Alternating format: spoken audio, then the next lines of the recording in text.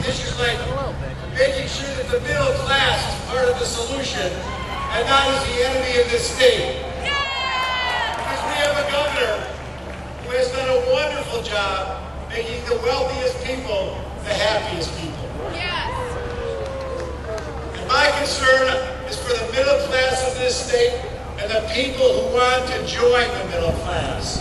Those are the people who need representation right now in the governor's office in Madison, Wisconsin. But to make this happen, we've got a lot of work to do between now and Tuesday. We know that we've just begun. I can tell you that the polls are close. The polls are close, and this is all going to depend upon who gets out to vote. And you can vote today if you want over at City Hall if you live in the city of Milwaukee. You can vote till 5 o'clock. We encourage you to get out there and vote early and to find a friend or two friends or three friends, people who don't normally vote, and get them out to vote. That's how important this election is. It's for you, it's for your children, it's for your grandchildren, it is for our state.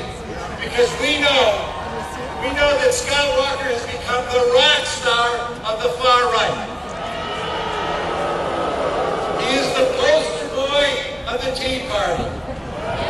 And I will never be the rock star of the far right because my intent is to serve the people of this state. It is the people of this state that deserve to have a governor on their side.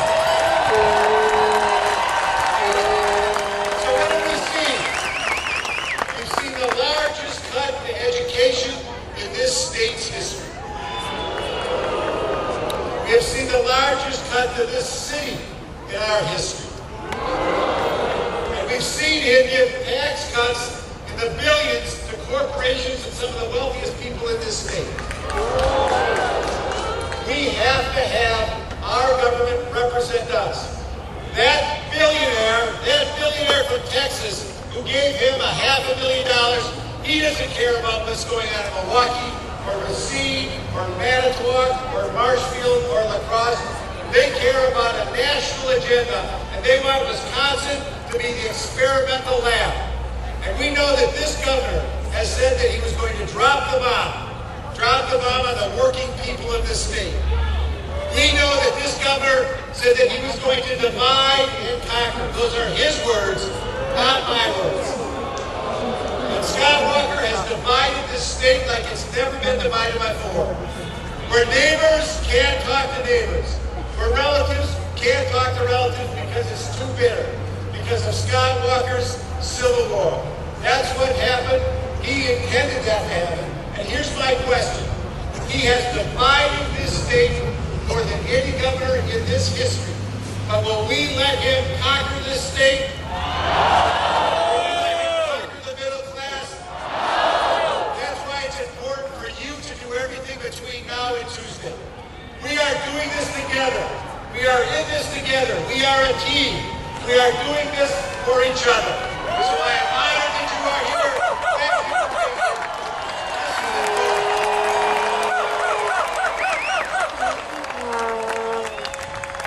Now, I had a chance several weeks ago to talk to a fellow that I've got a lot of respect for.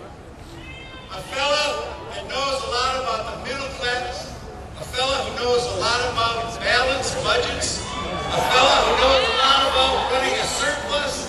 A fellow who knows a lot about leading this nation to the largest economic expansion in our nation's history. I think you know who I'm talking about. Please join me in a warm Wisconsin welcome for President Bill Clinton.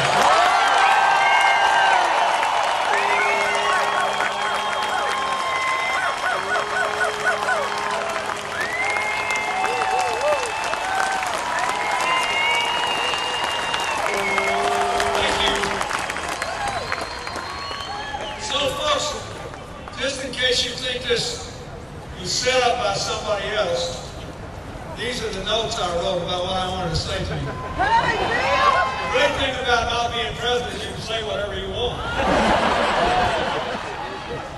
Nobody has to care anymore, but you can say it. It's great to be here. Great to be back in Milwaukee. Great to be back in Wisconsin. I want to thank my longtime friend, Senator Cole for being here and for supporting Tom. Representative Winmore, thank you for your service in Congress. You know, I was thinking about all my Wisconsin memories today. 20 years ago, it's hard to believe, when I ran for president, I remember being on a little farm with an Irish farmer with 9 children singing Danny Boy to me.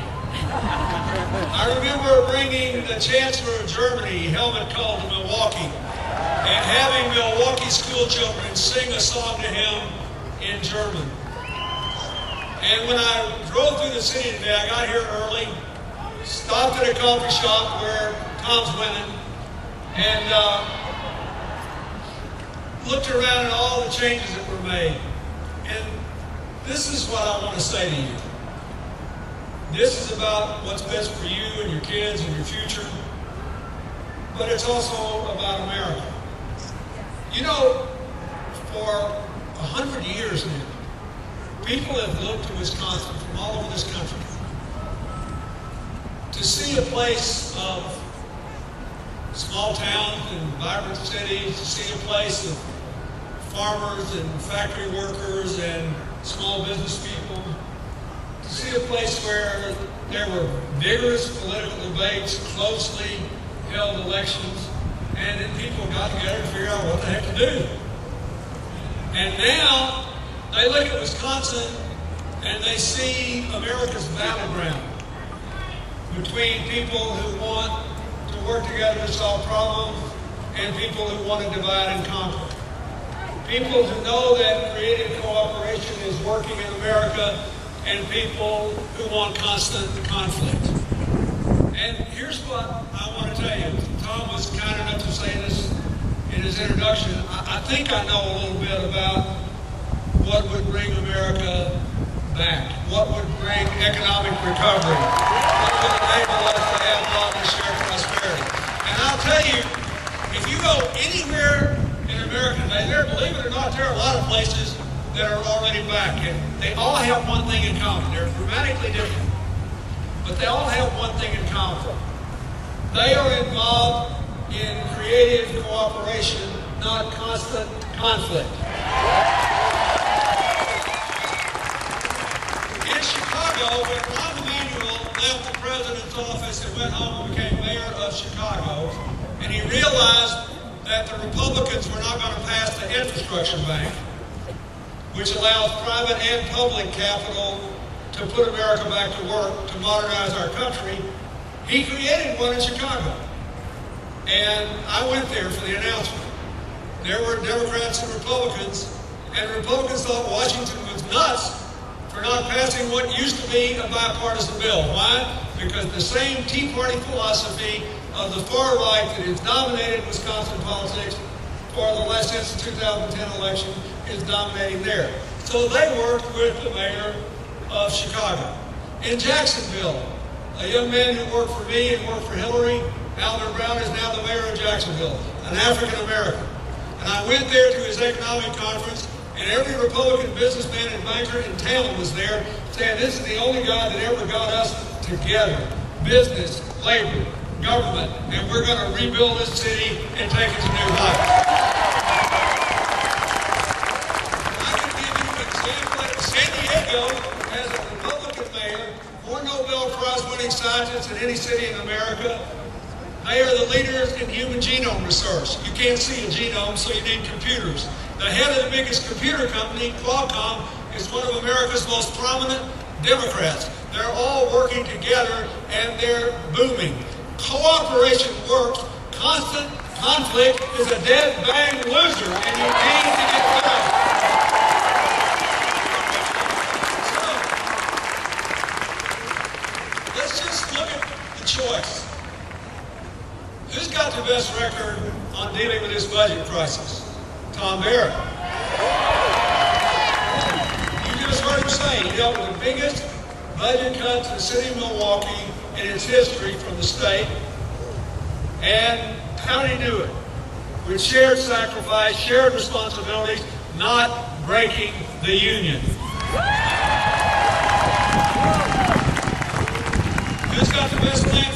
Education, Tom Barrett. A decision was made to cut taxes for some people and have 73% of Wisconsin school districts lay teachers off. Tom Barrett's plan is fairer to the teachers, but far more important, it's better for the kids and the future.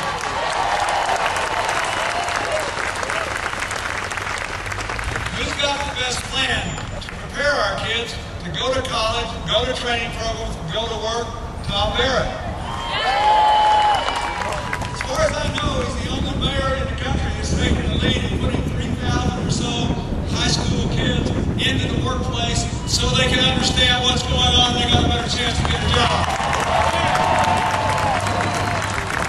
In the United States today, there are 3.5 million job openings posted right now that aren't being filled very fast because they haven't done everywhere what he's trying to do here and what he'll do for Wisconsin if you make him governor next Tuesday. Who's got the best record in creating jobs? Tom Barrett.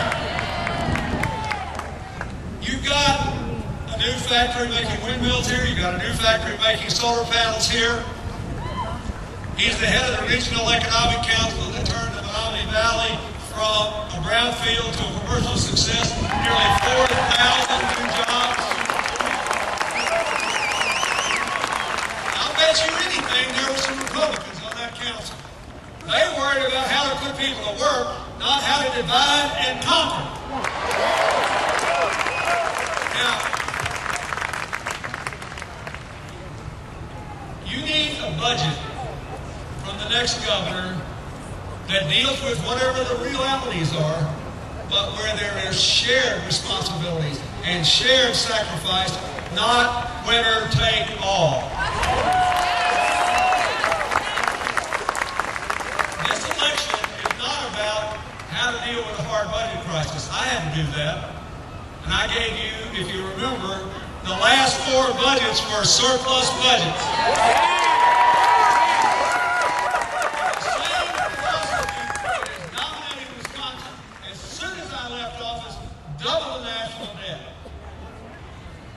After increasing it 4-fold before I took office. You have a choice here. And the choice, I think, is pretty simple. You want creative cooperation, that's what's working everywhere in America and everywhere in the world. With Europe, a basket case, believe it or not, there are some countries that have unemployment rates of 4 and 5%. Why? Because they've got cooperation. They figured out how to get through this. Everywhere I go in America, everywhere I go in the world, the only thing is working is when you get everybody who's got a stake in the game in there, treat them with respect, and people go forward together. That's how you get out of the ditch.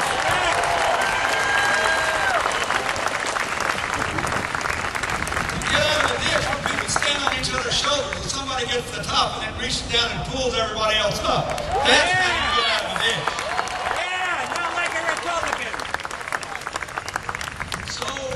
Have to decide.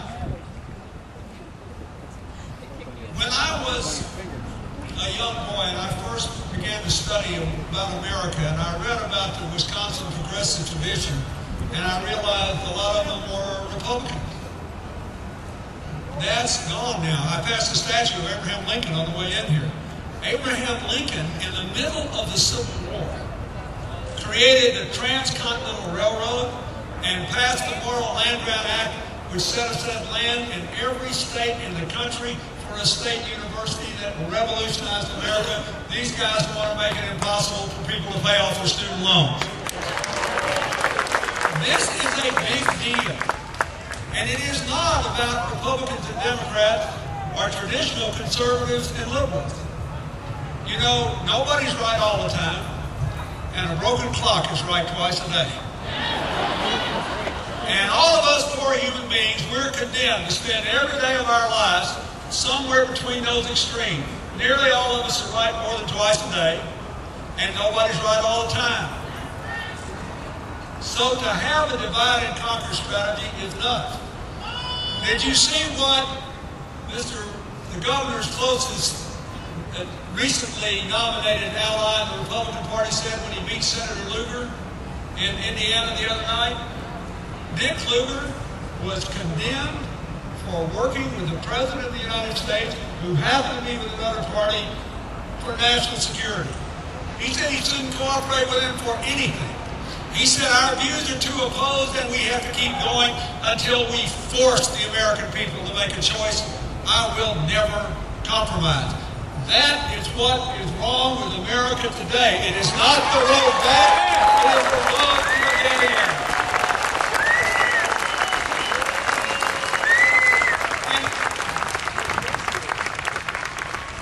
There's a reason all these far-right wealthy people are pouring money in here running negative ads against him. And I don't know enough about all the details, but I'll tell you this about the crime deal. When I was president, we passed a crime bill that Tom Barrett was a leading proponent of that gave you the first 8-year period of declining crime in the history of the country. I know that. I know what he did. Why are they doing this? Because times are tough and you got to get up every day. And a lot of people in this crowd get up every day. And you start the day, you look in the mirror and you say, God, is it going to get better? How long is it going to be? What's my future going to be like? And when people are uncertain and afraid, it's easy to get them confused and divided. I'm telling you, folks, I wrote a whole book about this. We got a lot of problems. We fell from 1st to 15th in the percentage of our young people with college degrees because kids couldn't afford to finish because their debts were so high and their parents were in trouble. We fell from 1st to 15th in the quality of our infrastructure. We're 15th in our computer download speeds, which hurts small towns and rural areas in Wisconsin that could be using the internet to sell their product. But everything that's wrong with us is fixable. We're still the biggest economy on earth. We are still the most diverse country on earth with a big economy. Look around this crowd today. That is our strength. We are still younger than Europe, younger than Japan. In 20 years, we'll be younger than China. So this is about whether you think that's a good thing or not, or whether you want to support laws that make it harder for young people and minorities and poor people to vote. That's what this is about. That's what he did. And he did it to keep the electorate narrow, hoping you wouldn't show up, and to confuse people. If you like the idea that it should be harder for the young, the poor, the minorities, the first generation of immigrants to vote, by all means, stay home Tuesday. If you know that's a loser for America and you look around this crowd and you see our youth, you see our vitality, you see our diversity, show up Tuesday and elect Tom Barrett governor.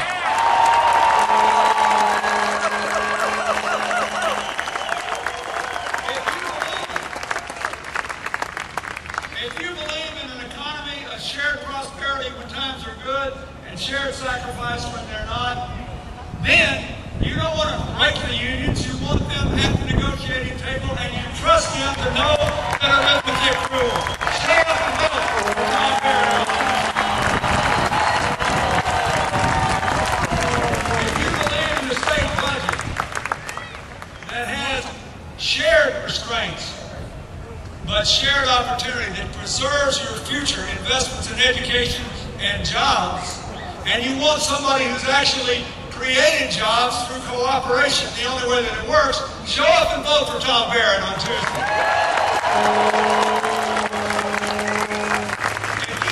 If you want Wisconsin, once again, to be seen by all of America as a place of diversity, of difference of opinion, of vigorous debate, where in the end, people's objective is to come to an agreement that will take us all forward together, you have to show up and vote for Tom Barrett.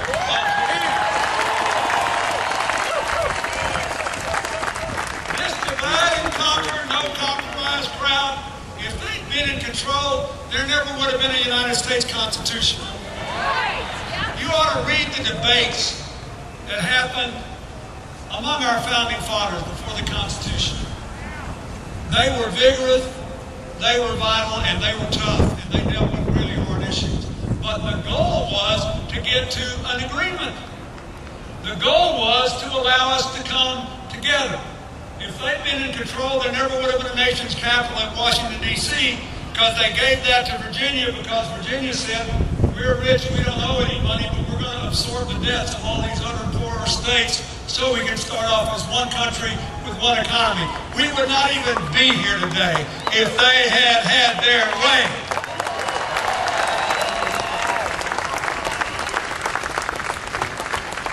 So I came from New York today for that reason. I'm grateful to you. You voted for me twice.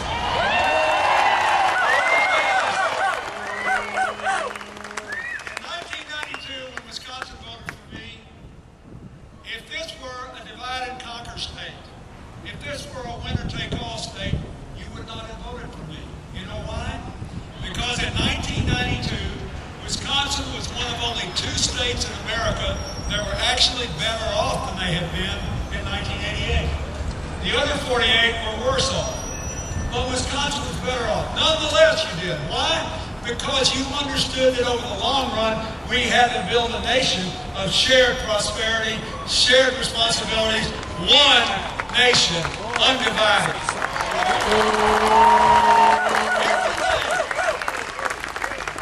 And a child in Wisconsin says the Pledge of Allegiance. It is a rebuke to the far right, winner take all, take no prisoners, divide and conquer, constant conflict, philosophy of government. You get a chance, a second chance to do that.